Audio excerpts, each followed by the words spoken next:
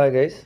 So non-முதல்வன் prelims scholarship exam 2025 இதுக்கு எப்படி apply பண்ணலாம் அப்படிங்கிற ஒரு டியூட்டோரியல் நம்ம பார்த்துலாம் சரியா.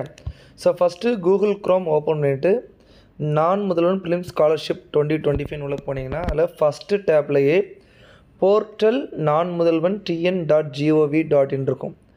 ஸோ அதில் உள்ளே போனீங்கன்னா உங்களுக்கு இந்த மாதிரி சைன்இன் கேட்கும். ஸோ நீங்கள் இதில் வந்து டெஸ்க்டாப் சைட்டில் வச்சுக்கோங்க ஓகேவா. அதில் இந்த 3 புள்ளியை கிளிக் பண்ணி டெஸ்க்டாப் சைட்டில் நீங்கள் உள்ளே வச்சுக்கோங்க. ஸோ இதில் நீங்கள் என்ன பண்ணால் உங்களோட ஃபோன் நம்பர் கொடுக்கணும்.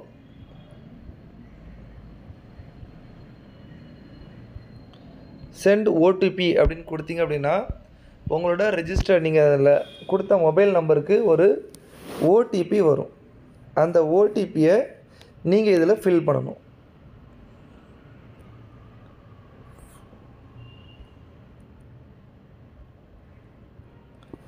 ஸோ சப்மிட் கொடுத்தீங்க அப்படின்னா உங்கள் ஓடிபி வெரிஃபை ஆகி உள்ளே போயிடும். ஸோ இதில் Naan Mudhalvan AAC UPSC prelims scholarship 2025 application ஃபார்ம்னு போட்டிருப்பாங்க. இதில் உங்கள் நேம் டைப் பண்ணணும். சர்டிஃபிகேட்டில் எப்படி இருக்கோ அப்படியே பண்ணுங்கள் ஓகேவா. தென் ஜெண்டர், அப்புறம் வந்து date of birth as per mark sheet. Mark ஷீட்டில் என்ன டேட் ஆஃப் பர்த் இருக்கோ நீங்கள் அதை ஃபிக்ஸ் பண்ணணும் ஓகேவா. அடுத்து உங்களோட ஏஜ் இதில் காட்டும். அடுத்து ஃபாதர்ஸ் நேம்,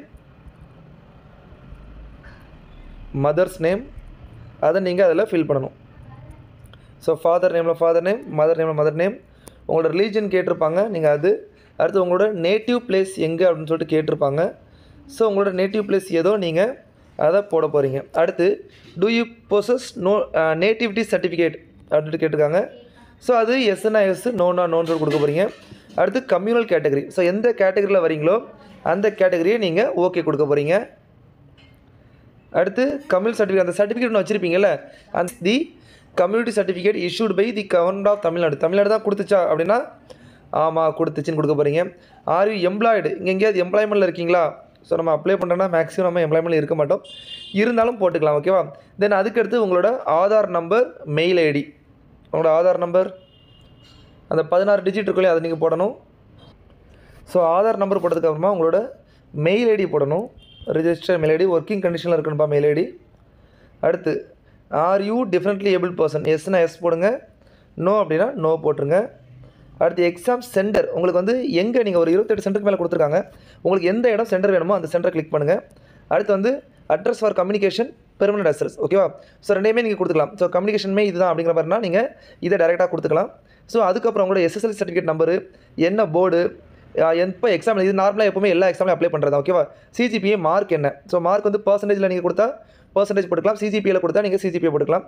அடுத்து 12th அதுக்கும் சர்டிஃபிகேட் நம்பரு, போர்டு, மார்க் வந்து பர்சன்டேஜ், சிஜிபிஏ ரெண்டுமே இருக்குது.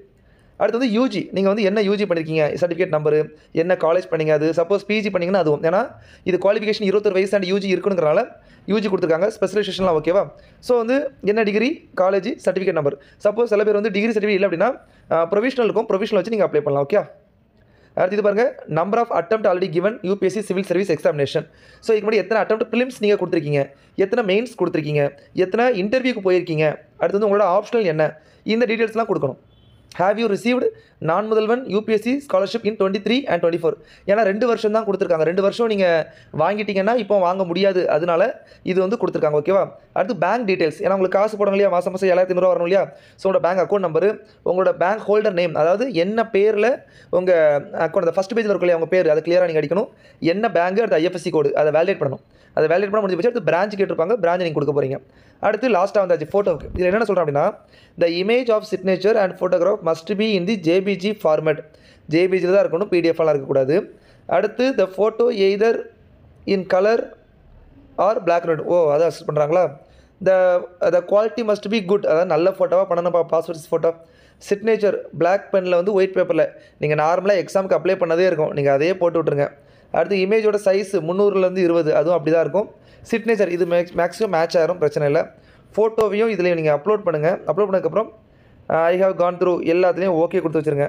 ஓகே கொடுத்துட்டு சப்மிட் கொடுத்தீங்க அப்படின்னா உங்களுக்கு போதும். இதை சப்மிட் கொடுத்தீங்க அப்படின்னா உங்களுக்கு ஓகே ஆயிரும் ஓகேவா. ஸோ இதை வச்சு இப்போதைக்கு அப்ளை பண்ணுங்கள். ஃபர்தர் அப்டேட் நான் பின்னாடி கொடுக்குறேன் okay. So stay tune. Thank you guys, all the best.